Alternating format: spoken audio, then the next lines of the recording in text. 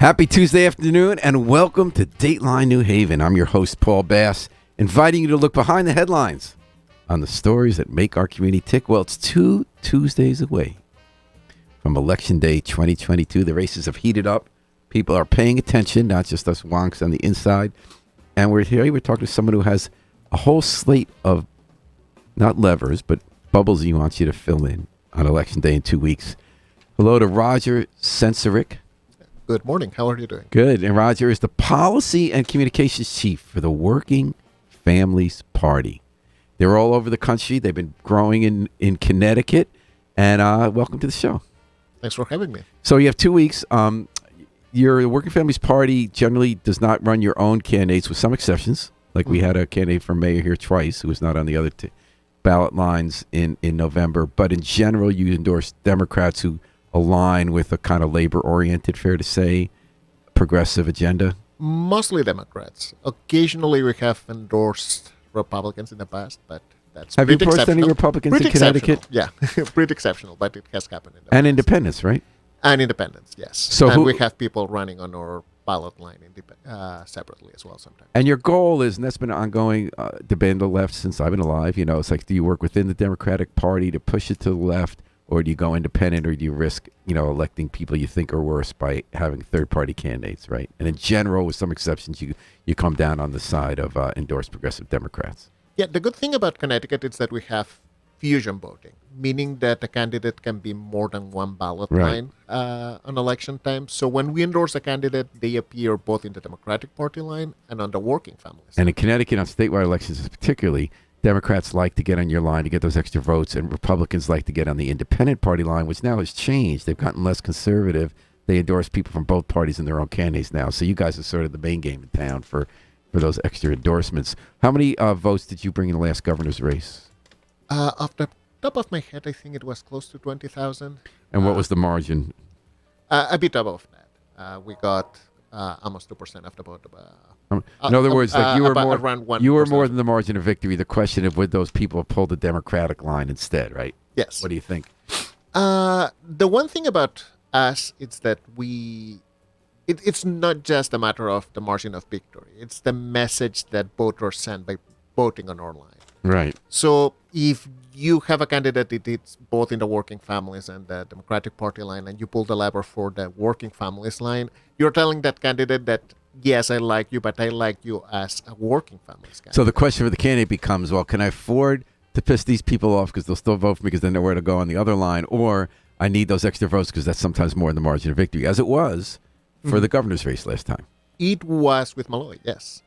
Oh, not with Lamont? No, with Lamont, he was a bit ahead. Yeah, I think a couple of points. But and what is that message they're sending? If people vote working families, as many of us have on certain occasions, if you're voting on the working families line rather than the Democratic line, what are you saying with that vote? Well, we're a party that has very clear priorities. We want to be the party for the multiracial working class in Connecticut. The what? Multiracial working class in Connecticut. Meaning that we want to put as a priority taxing the rich, for instance, expanding healthcare, making sure that workers get the respect they deserve at their workplace with stable schedules, making sure that everyone is included, that we have funding for education that is equitably distributed, and so on. We want not just change at the margins, but we want actually real structural change, looking at the root causes and helping working families have access to everything they need and actually have a more affordable Connecticut that includes everyone. So, Roger, this in 2 weeks, let's just suspend the law for a while. In the law, you have to stand, 90 feet from the ballot box if you're working on Election Day? Let's sneak you into the ballot box, okay? Let's sneak you into the ballot box of the New Haven voter, and let's let you take the pen and fill out the ballot for the voter. What do you want that? No, tell the voter what to do. Where do you want their voter to vote? There are 10 ballot lines. Row E. Row A. E. Oh, row E, right? Your row. If we have a candidate that we have endorsed. And how many do you have? Like, you have the whole state Democratic ticket for the statewide offices, right? Governor. All statewide, yeah. And then state rep and state senate in New Haven. You have Looney and Winfield. Yes, quite a few races here in New Haven. Statewide, we have 86 endorsements. So you're pretty likely to see us.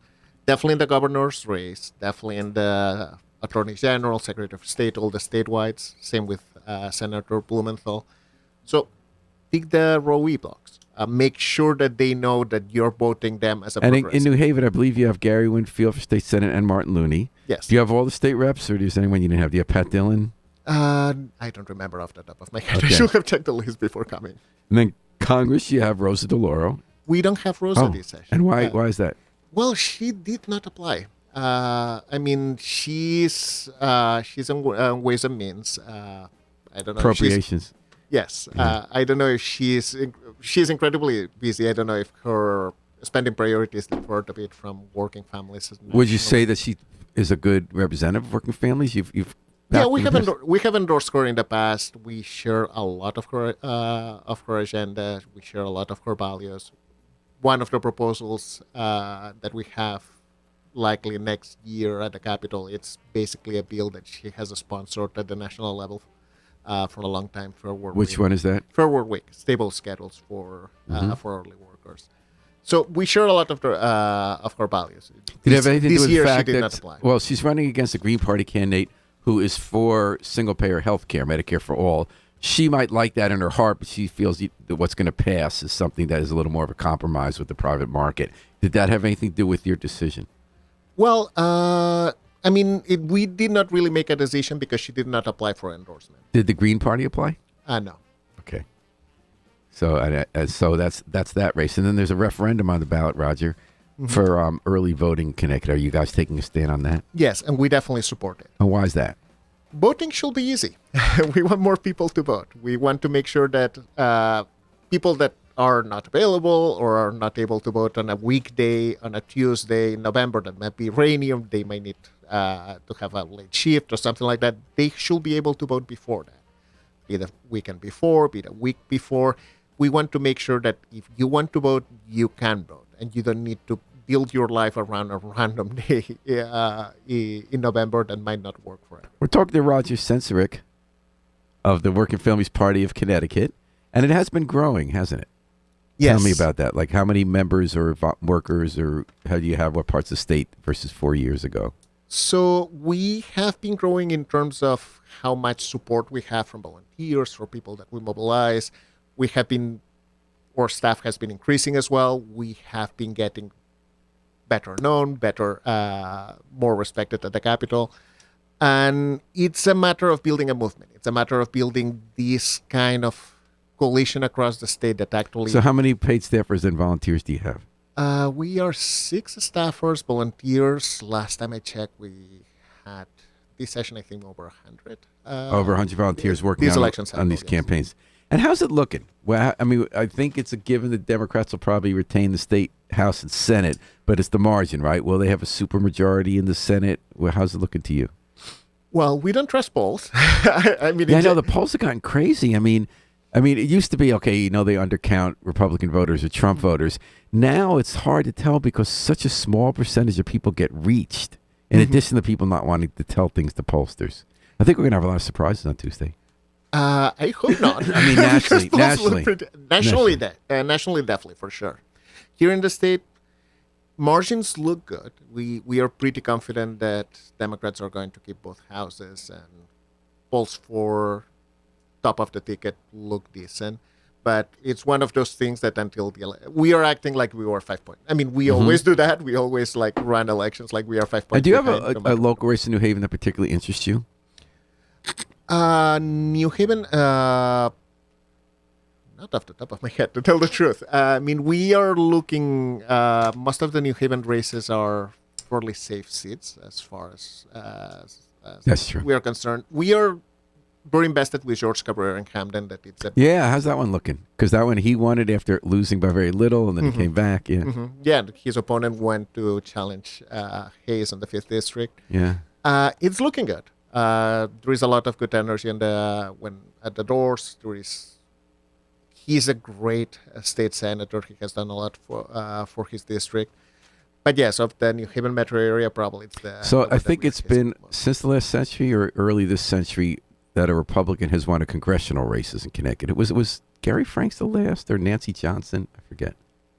don't remember if it was Nancy Johnson. I think she was the last one. Okay, but now there are two races that are in play, correct? The second district, which is Joe Courtney's district in the northeast part of the state, and the northwest part of the state, as you mentioned, George Logan, the former state senator, is taking on Johanna Hayes, and a lot of federal money is pouring into that on both sides. How's that looking, and what's at stake in those? We have been working really close with Johanna's campaign, and we are fairly confident. It's a complex district. It has very rural areas in Litchfield County. It has some cities and towns where we have a stronger presence as well.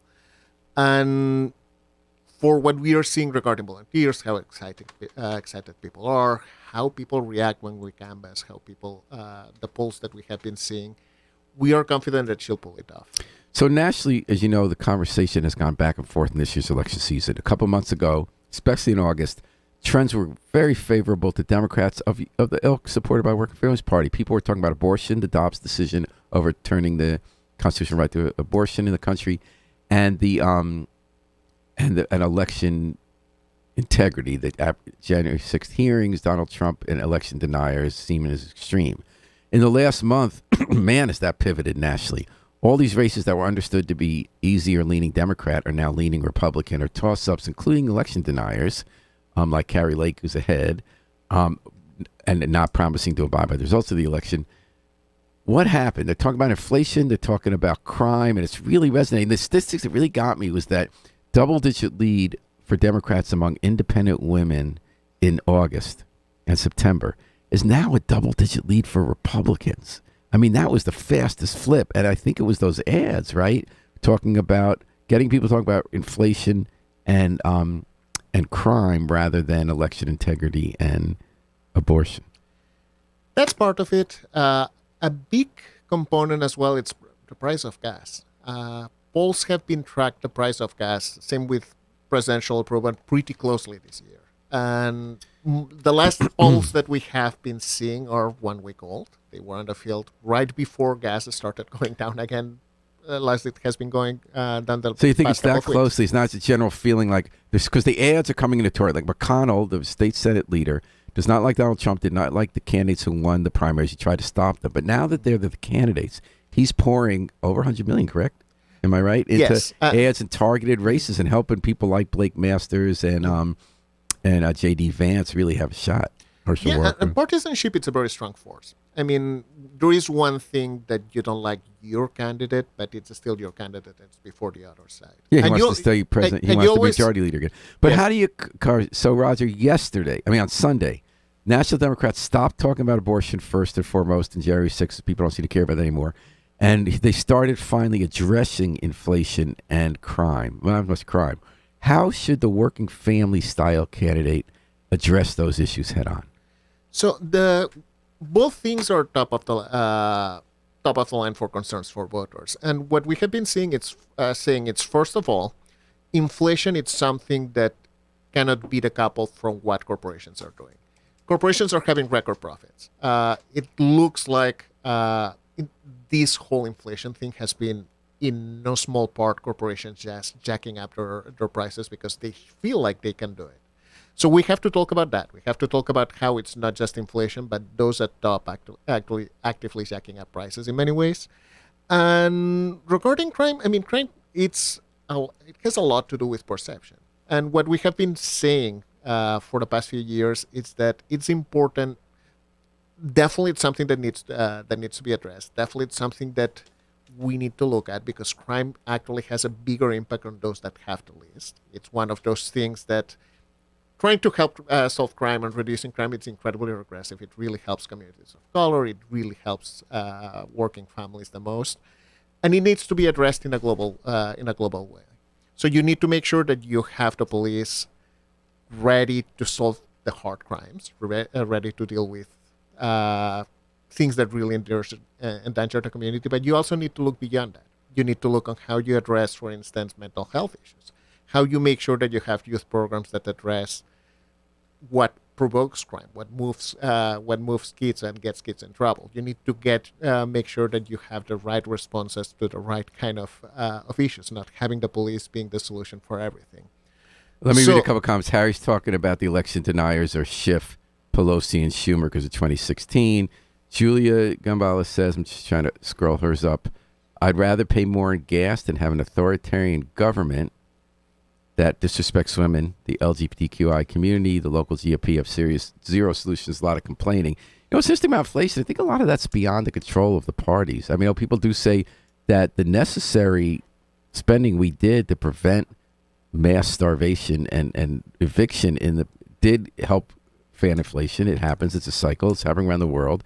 There are supply chain issues that drive inflation. There's a war in Ukraine that has a huge impact on energy that's driving up inflation. Some of that's a little hard to talk about. So a lot of the things are out of control of the government directly. I mean, monetary policy is in the Federal Reserve's hands, and you can make the case that the Federal Reserve was a bit slow responding to the increase in prices. But a lot of that is also what happens in the world. We had a pandemic that disrupted a lot of things. We have China that is still trying to control COVID with lockdowns, meaning that they are still disrupting the supply chain when everyone else has moved on. You have the price of gas that has been going up and down. That has a huge impact on inflation. You have that big raising housing prices because a lot of people try to find new places during the pandemic, moving in and out of cities. And now the prices are dropping. But yes. So one issue you brought up, Roger, was you like the wealthy to pay more. When working families type Democrats have proposed for years that top income tax rates on the very wealthy, let's say make $1 million a year, should be over the 6.99 and go to 7.5 the way they are in our neighboring states. Governor Ned Lamont, a Democrat, has taken that off the table. 8 years, Democrats have a strong majority in legislature and can't get that through because the Democratic governor says no. You're endorsing Lamont. How did that factor in? We don't agree with Lamont in everything, but first of all, we know that he has been incredibly good in many, many issues. Paid family leave, raising the minimum wage to $15 an hour. But didn't he fight that? Wasn't that a compromise? I mean, it's one of the strongest paid family bills in the country. No, I'm talking about minimum wage. Minimum wage? No, we asked for 15 inflation adjusted. We got 15 inflation adjusted. I mean, maybe we will have liked to the number to No, in the end, he signed it for sure, yeah. But it's still so one he's of helping get your agenda in, and you feel like the Republican would not have approved those things. That's for sure. And he has led in many issues. He has a very strong sense that we need to respect workers and that we need to respect those. We need to make sure that we build a state forever. I'm just comparing him to Rosa DeLauro, who actually introduces legislation of the sort that progressive Democrats might get Lamont to sign after some, back and forth. But she didn't seek your endorsement this time. Mm-hmm. Yeah. Okay. So before we let you go, how can people get involved? Oh, ranked choice voting. Are you working on that at all? We support it. We hope it passes. It's not on the ballot this year. It's going to be next time if it requires a constitutional amendment. But yes, it's something that definitely we will and why? Support. We think that people need to be able to say what really think. And ranked choice voting means that you can really mark candidates by your preference, not just having a binary choice or having someone that having to vote strategically. You can really put everything on the ballot right away. Right. So how can people get involved with the Working Families Party in this campaign in the final weeks? And how can they learn more about what you're doing? So we have a website, cityworkingfamilies.org, and they can also text us if they want to be on our list. Just text city to 30403. And this way they'll get added to our text list. They'll be able to sign to our mailing list, and we'll be able to, connect them with volunteer opportunities right away. Well, Roger Sensoric, it was so nice to chat with you. Thanks for coming down to tell us about the Working Families Party. People will be able to hear the show a number of times before the election. Please vote on November 8th. And if you agree with the Working Families Party about a labor-oriented worker agenda, they have a list of candidates they want you to vote for that's easy to find online or volunteer for. We're going to take a little break here with the help of the Afro-Semitic Experience. And then we're going to come back with a candidate who's been endorsed by the Working Families Party, Attorney General William Tong. So sit tight, enjoy. I wish I knew how it feels to be free from the Afro-Semitic Experience. And then Attorney General Tong will tell us how he will try to help you feel free.